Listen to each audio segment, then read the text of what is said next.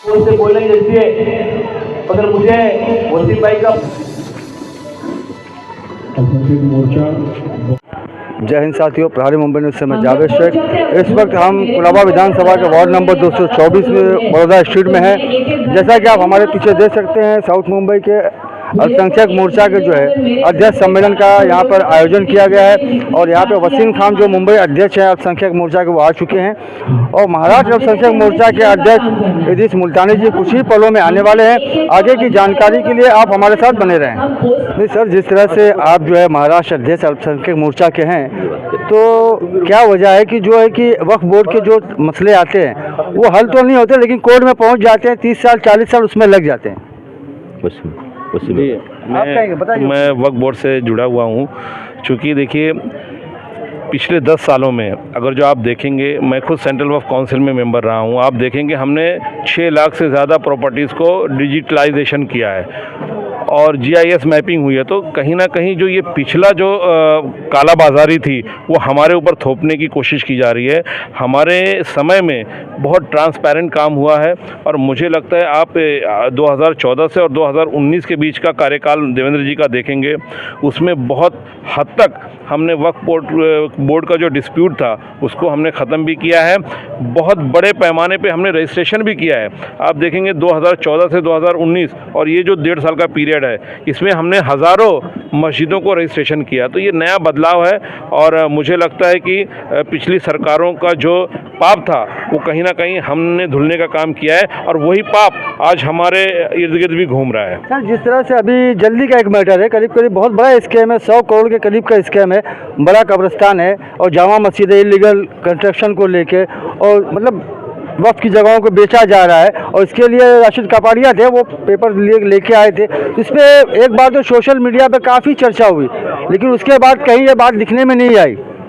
देखिए, वक्फ बोर्ड में tribunal court है, वो अपना काम कर रही है और वक्फ प्रॉपर्टी ना बेची जा सकती है ना खरीदी जा सकती है, ये सभी को पता है। अगर जो प्रॉपर्टी बेची भी गई है तो भी वो निरस्त हुई है। ऐसे कई कब्रें भी बेची गई है बड़ा कब्रिस्तान में, उस पर इंक्वायरी चल रही है, इंक्वायरी होगी, कानून अपना काम करेगा। डेफिनेटली इस पर हम लोग कहीं ना कहीं पॉजिटिव रिजल्ट पे पहुँचेंगे। डेफिनेटली। सर, जैसे अभी आपने कहा है कि आपके जो अध्यक्ष है महाराष्ट्र, इन्होंने कहा है कि कोरोना काल को लेकर, कोरोना काल में कहीं ना कहीं जो उद्धव जी को जो है कि नंबर 1 CM का उनके काम के ऊपर जो है कि अवार्ड मिला था। देखिए, आप लोग चौथा स्तंभ हैं जो लोगों के मुद्दे उठाकर सरकार को जागरूक करते हैं। लेकिन अफसोस की बात यह है कि आपने उद्धव जी का जो काल देखा है, उनका जो कार्यकाल देखा है, वो तो अपने घर के कोरोना काल की बात कर रहा हूँ। वो तो अपने जो कला नगर के दायरे में सीमित रहे। ये बच्चे को आप पूछोगे तो वो बताएंगे कि वो CM होकर अपने घर में कैद थे। वहीं DCM होकर भी देवेंद्र फडणवीस जी गांव मोहल्ले गली, कोई महाराष्ट्र का ऐसा कोना नहीं है जो वो वहाँ पे गए ना हो। तो कहीं ना कहीं हमको बहुत प्रैक्टिकली देखने की ज़रूरत है। अगर जो आप डीपली जाएंगे तो आपको पता चलेगा कि हमारी सरकार ना होते हुए भी हमारे कार्यकर्ता, सबसे ज़्यादा हमारे कार्यकर्ता शहीद हुए उस कोविड के पीरियड में। ये हमारे पास आंकड़ा है। सबसे ज़्यादा हमारे कार्यकर्ता, सबसे ज़्यादा हमारे नेता सड़कों पर रहे हैं। ये आंकड़ा ये आप कहीं से भी पता कर सकते हैं। अभी राशिद कपाड़िया हैं, ये कैसा किसी बूथ में या वार्ड में नहीं, पूरे साउथ मुंबई में इनके नाम की चर्चा है। और इन्होंने जिस तरह से बूथ का आज सम्मेलन रखा है, तो ये 2024 का लोकसभा इलेक्शन है, तो इसको लेकर आप लोगों की क्या तैयारी है, उसको लेकर इस तरह के जो सम्मेलन हो रहे हैं? देखिए, एक वक्त था जब भारतीय जनता पार्टी के साथ अगर जो आप अल्पसंख्यक समाज ढूंढेंगे, खासकर मुस्लिम समाज, तो उंगलियों पर आप गिन सकते थे, गिने चुने लोग होते थे।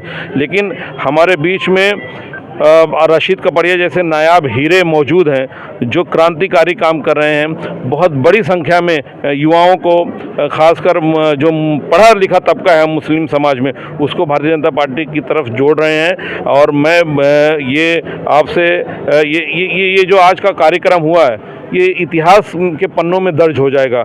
पहली बार मुंबई में और साउथ मुंबई जैसे इलाके में, जहाँ पे आपको पता है कि यहाँ पे भी भारतीय जनता पार्टी के लिए कितने कम कार्यकर्ता थे, लेकिन आज हम लोग ज़िला, मंडल, वार्ड के बाद आज हम लोग बूथ स्तर पर पहुँचे हैं। ये नया क्रांतिकारी काम हुआ है। मुझे लगता है आने वाले दिनों में इसको हम रिजल्ट में भी बदलेंगे, और जब तक रशीद कपाड़िया जैसे हमारे बीच में युवा नेता हैं, समाज के लिए लड़ने वाले हैं। देखिए, ये हमेशा जब भी कोई मसला आता है तो समाज के लिए लड़ाई करते हैं। समाज में समाज को क्या मिल सके स्कीमों के तहत, उसके लिए भी जाके हमारे नेताओं से मिलते हैं, मंत्रियों से मिलते हैं। तो ऐसे नेता जो समाज के हित को ध्यान में रखते हुए लोगों के बीच में काम कर रहे हैं, तो डेफिनेटली ये ज़रूर निश्चित है कि रिजल्ट आएगा। और मुझे लगता है कि पिछले बार 2019 के मुकाबले इस बार बहुत बड़ी संख्या में जो भारतीय जनता पार्टी की जीत होगी, उसमें मुसलमानों का बहुत बड़ा सहयोग रहेगा। ये आप देख लीजिएगा। धन्यवाद। अब रशीद भाई से चाहेंगे, सर आपने कितने बूथ अध्यक्ष अब तक बनाए हैं?